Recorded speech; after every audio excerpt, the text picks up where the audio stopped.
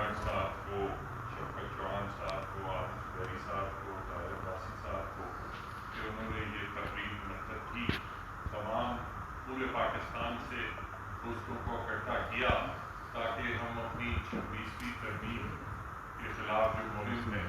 اس کا اگلا لائے عمل طے کریں عید کے بعد۔ اور روزوں میں ویسے ہی لوگوں کے لیے بڑا مشکل ہوتا ہے باہر نکلنا،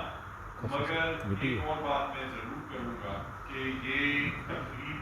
منعقد کرنا اہم اس لیے تھی کیونکہ جس طرح شعیب شاہین صاحب نے فرمایا کہ پاکستان میں آج جو حالات ہیں وہ کم سے کم میں نے تو اپنی 25 سالہ پریکٹس میں نہیں دیکھی۔ یہ بات نہیں ہے کہ جوڈیشری جو ہے وہ کمپرومائز ہو گئی ہے، اسٹیبلشمنٹ کی پپٹ ہو گئی ہے۔ جب میں نے پریکٹس شروع کی تھی تو اس وقت ارشاد حسن خان صاحب، شیخ ریاض صاحب کا دور تھا، وہ بھی بہت برا دور تھا۔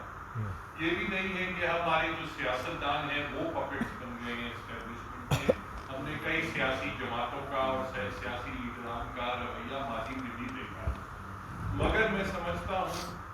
کہ ایٹ لیسٹ 25 سالوں میں جس طریقے سے ہماری بار کمپرومائز ہوئی ہے ان 1-2 سالوں میں، وہ پچھلے 25 سالوں میں کم سے کم میں نے تو نہیں دیکھا کہ ہماری بار اسٹیبلشمنٹ کی پپٹ بن جائے،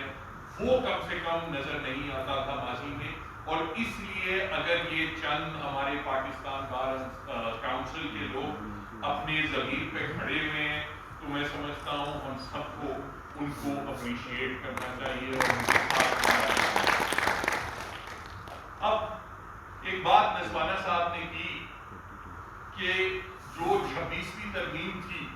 اس کے اثرات ہم سمجھتے تھے کہ 4-6 مہینے لگیں گے کہ ہم دیکھیں، مگر ماشاءاللہ وہ پہلے دنوں میں، پہلے ہفتوں میں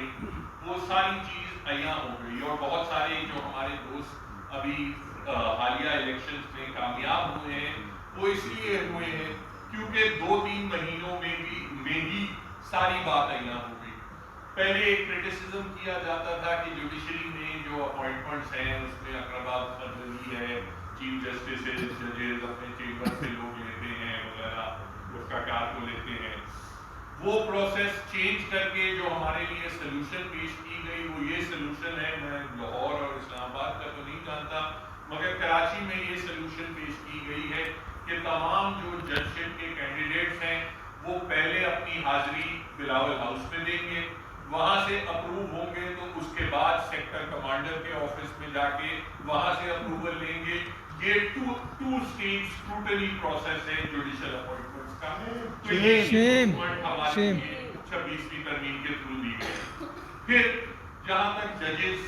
کی بات، جب شروع میں یہ آئینی ترمیم کی بات ہو رہی تھی تو کہہ رہے تھے کہ بھائی اور فلاں جگہ میں جرمنی میں بھی کانسٹیٹیوشنل کورٹ ہے اور کانسٹیٹیوشنل جورسپروڈنس ایسے ڈیولپ ہوگی، ہمارے ٹرینڈ کانسٹیٹیوشنل ایکسپرٹس بیٹھیں گے نہ کہ فوجداری یا دیوانی جو اسپیشلسٹ ہیں، کانسٹیٹیوشنل ایکسپرٹس ہوں گے۔ ہم نے کانسٹیٹیوشنل بینچ کا سپریم کورٹ میں حال دیکھ لیا، پچھلے 5 مہینے میں ایک فیصلہ آیا ہے، 5 مہینے میں صرف ایک فیصلہ آیا ہے، وہ بھی 1 گھنٹے کی ہیئرنگ ہوئی تھی اور وہ یہ فیصلہ تھا کہ کوئی اور عدالت ہمارے اختیارات، کوئی اور بینچ ہمارے اختیارات نہ استعمال کرے۔ اس کے علاوہ 5 مہینے سے صرف ملٹری کورٹس کا مقدمہ چل رہا ہے، ایک کانسٹیٹیوشنل ججمنٹ نہیں آئی۔ آپ ہائی کورٹس میں دیکھ لیں، میں جلدی سے بات کمپلیٹ کرتا ہوں۔ ہائی کورٹس میں اگر آپ دیکھ لیں تو جو اسلام آباد ہائی کورٹ میں کل فیصلہ ہوا ہے کہ سارے کے سارے 31 کیس جو ہے عمران خان کے وہ سارے اب صرف لارجر بینچ چیف جسٹس صاحب ڈوگر صاحب کی سربراہی میں سنے جائیں گے اور کوئی بینچ نہیں سنے گا۔ Sindh high court, Lahore high court میں عابد صاحب نے کل مجھے صبح ججمنٹ بھیجی، لاہور ہائی کورٹ میں اب ججمنٹ آئی ہے کہ مسنگ پرسنز کے کیس میں اپنا چونکہ اس میں ملٹری آفیسرز رسپونڈنٹ بنا دیے گئے ہیں تو مسنگ پرسنز کے کیس میں بھی ہائی کورٹ کی کوئی جورسڈکشن نہیں ہے۔ یہ لاہور ہائی کورٹ کی کارکردگی ہے۔ سندھ ہائی کورٹ کی میں، ہمارے پاس تو آئینی بینچ ہے، آپ لوگ تو محروم ہیں۔ ہمارے آئینی بینچ میں حال یہ ہے کہ یہ ہمارے جو قائم علی شاہ صاحب ہیں فارمر چیف منسٹر اور ہمارے شرجیل میمن صاحب موجودہ منسٹر मिनिस्टर, उनके खिलाफ नैब रेफरेंस होती है, वो पिटिशन फाइल कर देते हैं आईनी बेंच के सामने। ये नहीं कि कॉशमेंट वगैरह नैब कोर्ट में जाए, पिटिशन फाइल करती है नैब आईनी बेंच के सामने। आईनी बेंच फौरन उनके खिलाफ रेफरेंस स्टे कर देती है और साथ में कहती है कि बाकी अक्यूज के खिलाफ बेशक केस चले। अगले अक्यूज जब 3 दिन बाद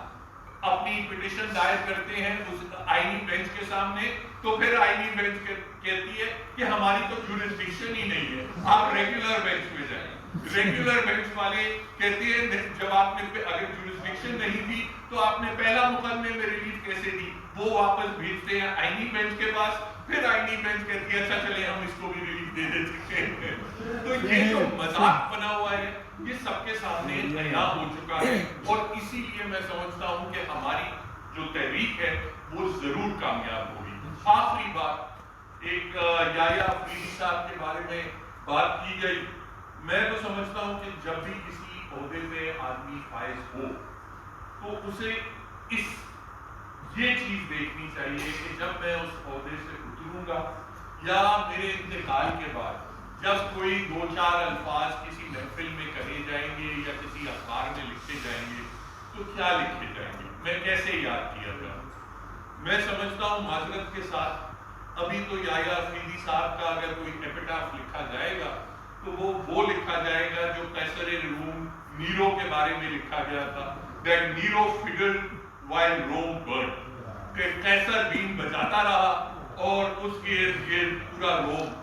जो है चलता है।